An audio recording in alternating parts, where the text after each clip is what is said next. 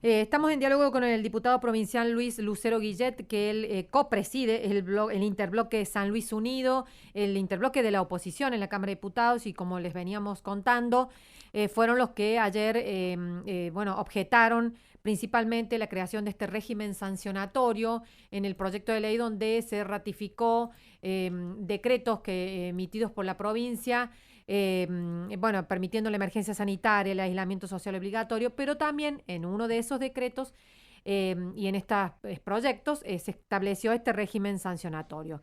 Y queríamos, bueno, conocer la postura, cuál había sido la postura de la oposición. Buen día, diputado, ¿cómo le va? Buen día, ¿cómo le va? ¿Cómo están ustedes? Bien.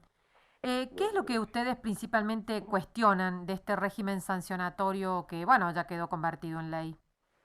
Bueno, en realidad es un tema quizá tal vez difícil de explicar Sí, sí. rápidamente, pero bueno, del Senado vinieron dos proyectos para que sean tratados por la Cámara de Diputados para obtener la media sanción correspondiente y faltante para transformarlo en ley.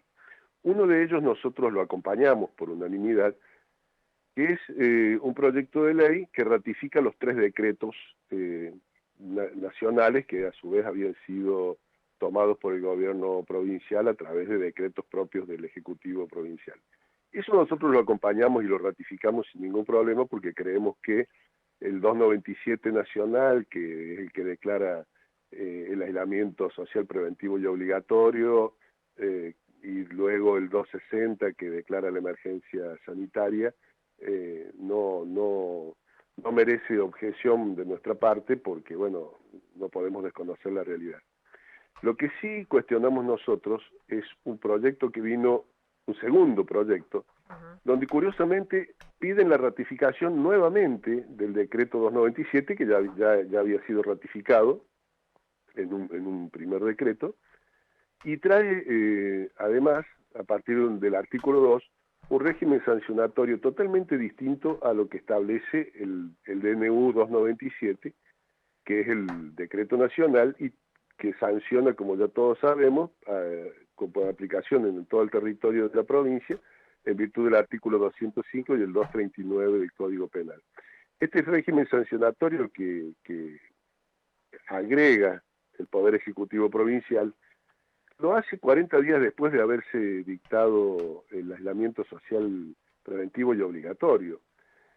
Ajá. Y como todos sabemos, la ley no tiene efecto retroactivo. La ley rige a partir de su publicación en el boletín oficial, lo cual implica que esto, todo lo que establece, y que de hecho ha venido haciendo ya el gobierno de la provincia, retener vehículos, detener personas, eh, todo esto se va a aplicar a partir de ahora. Es Ajá. decir, es muy curioso porque si realmente el Ejecutivo Provincial necesitaba contar con un régimen particular, lo tendría que haber hecho inmediatamente, se adhirió al decreto nacional, porque ahora tenemos un bache. ¿Qué pasa con todo lo actuado por el gobierno Ajá. provincial en este sentido? En este tiempo ha habido situaciones muy difíciles. La policía ha detenido personas, ha secuestrado vehículos. A raíz de esas detenciones de personas por parte de la policía ha habido dos muertes dudosas en calabozos de distintas comisarías. Ha habido un muerto por haber chocado contra un talud eh, colocado en un límite en una ruta provincial.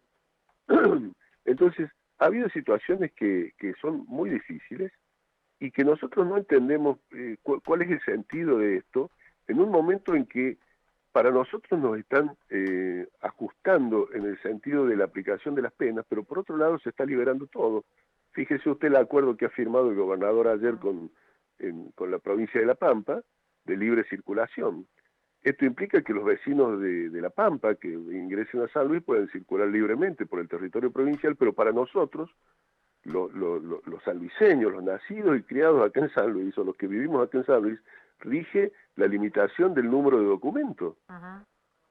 Ayer la noticia fue que llegó un avión sanitario aquí a la ciudad de Villa Mercedes Sí. con 16 rabinos para controlar la faena del Sí, me frigorífico llamó la atención que eso exporta a ayer, Israel. esa noticia. Bueno, está bien, pero con un protocolo totalmente Sí, distinto, sin exacto. cuarentena. Sin cuarentena, sí. Entonces, Entonces, hay un régimen que acá nosotros no entendemos.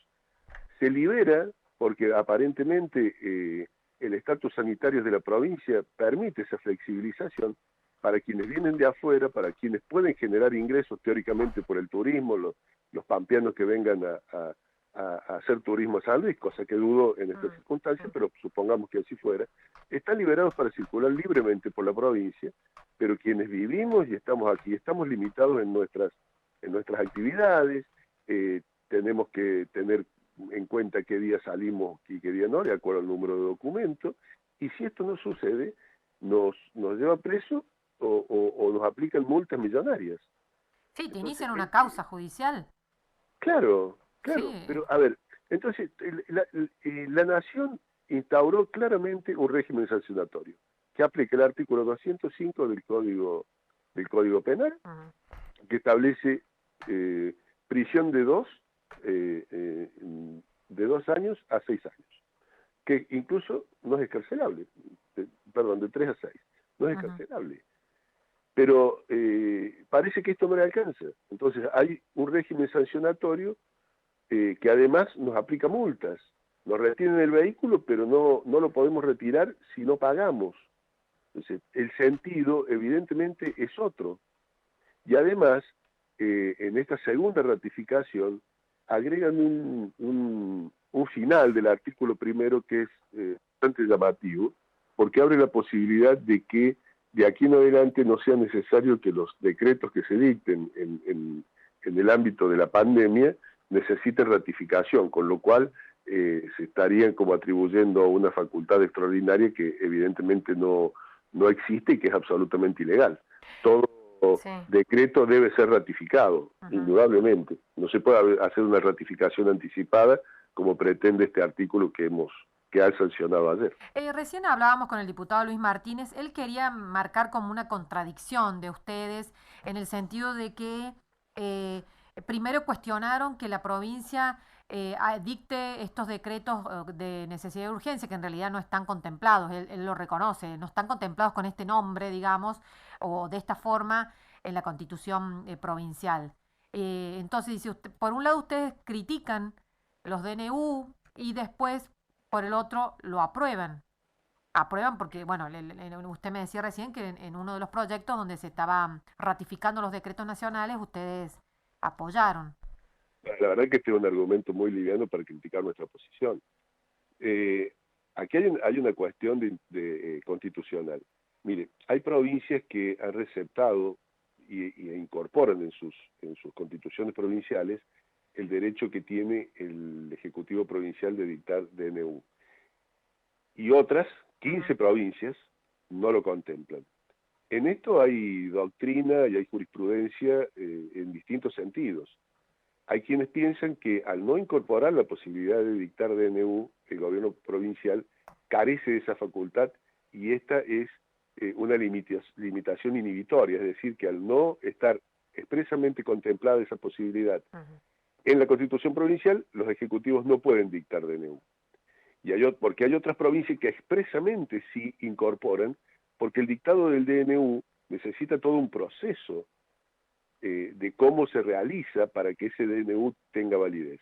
Nuestra provincia no lo tiene y creemos que eh, esto realmente amerita un estudio y una reforma en todo caso de Ujú. algún artículo de la Constitución provincial. Claro, y que lo reglamente, que lo Entonces, esto establezca como nosotros corresponde. lo planteamos porque si no siempre hay una contradicción. Ujú.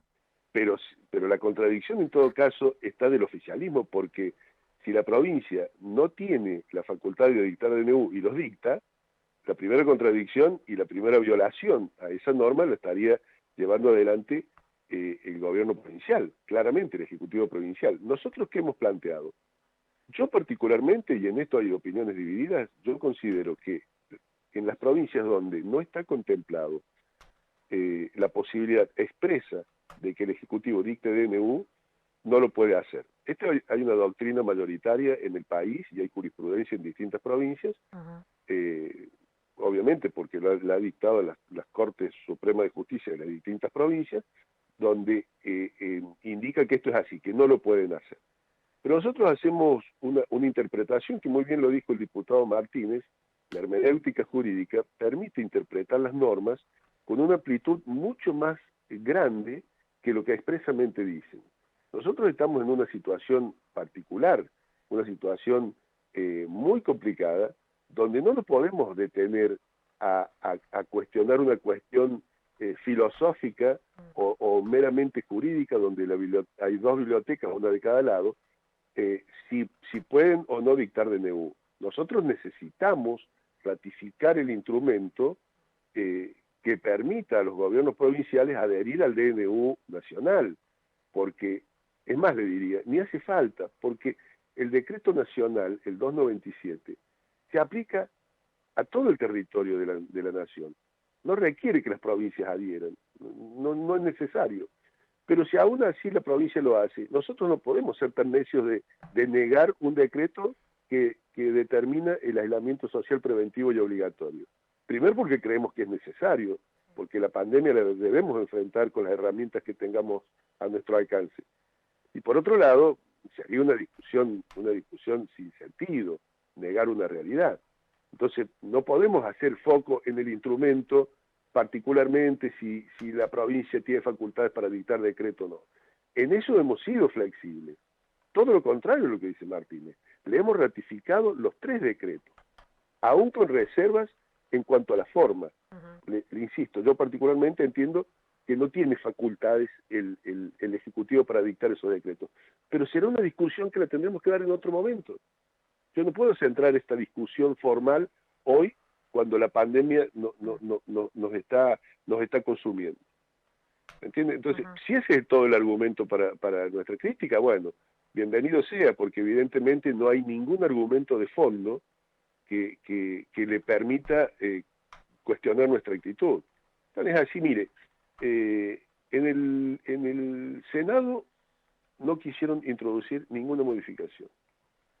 En las comisiones y en la Cámara de Diputados tampoco. Ellos... Bueno, eso es habitual. Usted es nuevo sí. diputado, No, entró en diciembre, pero esto es habitual. Sí. No Sí, quieren está hacer bien, pero modificaciones. lo que yo le quiero decir, que luego de 8 horas de debate, porque nosotros terminamos 8:30 de la noche, pidieron un cuarto intermedio de 5 minutos a ver si podíamos introducir modificaciones. Después de debatir 8 horas, un tema que es sumamente complicado, es poco serio proponer que nos juntemos 5 minutos en un cuarto intermedio para modificar algo para que saliera por consenso. Porque había muy ajustados los votos, tal como resultó la elección, 21-21. Sí. Por supuesto, y esos 5 minutos fueron muy bien aprovechados para hacer algunos llamados telefónicos y conseguir los votos que faltaban. Esto también es claro. Sí. Y hay que decirlo. Sí. Esto fue así. La votación fue 21-21 y desempató el presidente de la Cámara. Sí, no tenía esa mayoría aplastante que suele tener el oficialismo. Evidentemente, con esto que pasó, con estos proyectos y con el anterior del consejo que pedían que las políticas activas con respecto a la construcción de viviendas y la integración del Consejo Federal de Vivienda, en donde el oficialismo perdió. Sí, Hay que aclarar que esto sucedió porque perdió en una elección que se realizó más temprano, el oficialismo perdió. Entonces, claro, al verse en la necesidad ya a las 8 de la noche de que iba a ir a votación y podía perder la votación nuevamente, me parece que ahí también está vinculado a eso de que podían hacerle algunas modificaciones, ¿no? Usted lo ha dicho más claro de lo que yo podría hacer.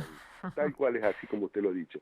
Entonces, esa voluntad de diálogo que aparece media hora antes de que termine la sesión, después de 8 horas de debate, para en un cuarto intermedio de 5 minutos resolver esta cuestión, habla solamente del temor que tenían de perder la votación. Y que, insisto, que fueron muy bien aprovechados esos 5 minutos, no para consensuar modificaciones, que de hecho nosotros nos negamos porque nos parecía poco serio, después de haber tenido todo un proceso de estudio, de poder evaluar y discutir toda esta cuestión, pretender en 5 minutos hacer alguna modificación. Mire, si nosotros hubiéramos tenido intención de demorar o de perjudicar al Ejecutivo, hubiéramos introducido una modificación de una palabra y ese proyecto volvía al Senado. Ujú. Por supuesto, el Senado iba a insistir y Y lo iba a tiene los sacar votos. porque luego nosotros Sí. necesitamos 2 tercios, Ujú. pero lo hubiéramos ganado 2 semanas. ¿Y cuál Claro. era el beneficio nuestro? Ninguno, porque el resultado iba a ser el mismo. Pero yo hoy no podría estar hablando con usted explicándole lo que le estoy explicando. Tendría que estar explicando por qué cambié de posición y a último momento consentí una modificación en un régimen sancionatorio en el cual estamos absolutamente en desacuerdo porque es ilegal. Entonces nosotros no nos prestamos a ese juego. Fuimos directamente a la votación porque sostenemos nuestra posición. Y si tenemos que ganar la votación, la vamos a ganar responsablemente, y si tenemos que perder la votación como lo perdimos, lo aceptamos, porque son las reglas del juego. Y Ujú. sabemos, insisto, que esos 5 minutos en realidad no se utilizaron para negociar nada que pudiera modificar el proyecto, sino para conseguir o asegurar los votos que ellos creían que les faltaban. Sí, Pero sí, bueno, bueno, son las sí. reglas del juego, Son las reglas, exactamente, sí. por supuesto, pero esto lo tenemos que decir claramente.